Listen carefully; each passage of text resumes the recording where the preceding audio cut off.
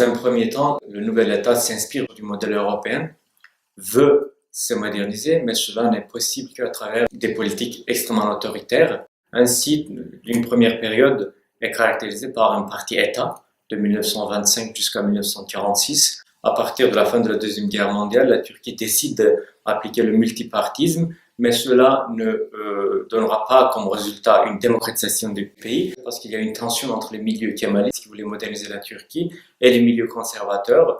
Il y a une lutte de pouvoir, ainsi toute cette période est caractérisée par ce qu'on appelle une démocratie sous la tutelle militaire, parce qu'il y a plusieurs coups d'État. Les milieux kémalistes ne sont pas favorables en fait à un pouvoir des milieux conservateurs. Ils organisent des coups d'État. Les coups d'État auront comme conséquence des violations massives des droits de l'homme, des libertés. Mais quand on arrive dans les années 2000, on a enfin de l'espoir avec l'AKP, un parti qui est issu des milieux conservateurs. On a enfin l'espoir d'une démocratisation du pays. Cet espoir donnera un certain nombre de résultats concrets parce que le parti en question et son leader Recep Tayyip Erdogan veulent en même temps obtenir une ouverture des négociations avec l'Union européenne. Ainsi, rapidement, ils mettront en œuvre des réformes radicales pour améliorer la démocratie turque, pour accorder un certain nombre de droits aux minorités, pour améliorer la situation des libertés, des droits de l'homme et de la presse.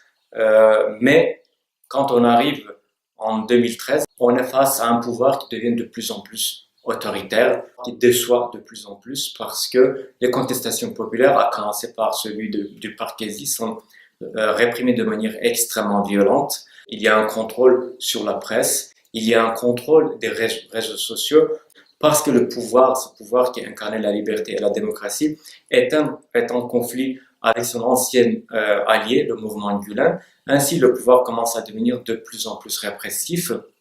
Et cette répression va également toucher la question kurde, parce que ce parti avait dans un premier temps cherché à résoudre la question kurde à travers un dialogue, mais le parti voit que les résultats en ce qui concerne les élections municipales et nationales profitent beaucoup plus au parti kurde. Donc, il commence à appuyer sur les freins et à adopter une approche un peu plus répressive. Et cela va s'ajouter à un autre élément qui concerne plutôt la région.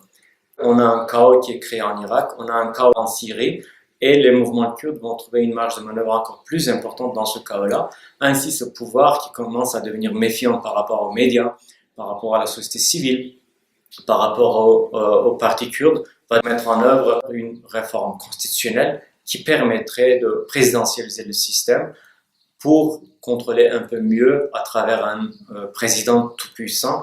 Ainsi, en fait, ce pouvoir qui incarnait le changement, la modération, la démocratisation, ce pouvoir qui a mis en œuvre un certain nombre de réformes importantes, va devenir porteur d'un projet qui génère beaucoup de tensions, beaucoup de violence et qui est à l'intérieur comme à l'extérieur accepté comme quelque chose qui met en danger la démocratie et l'état de droit en Turquie.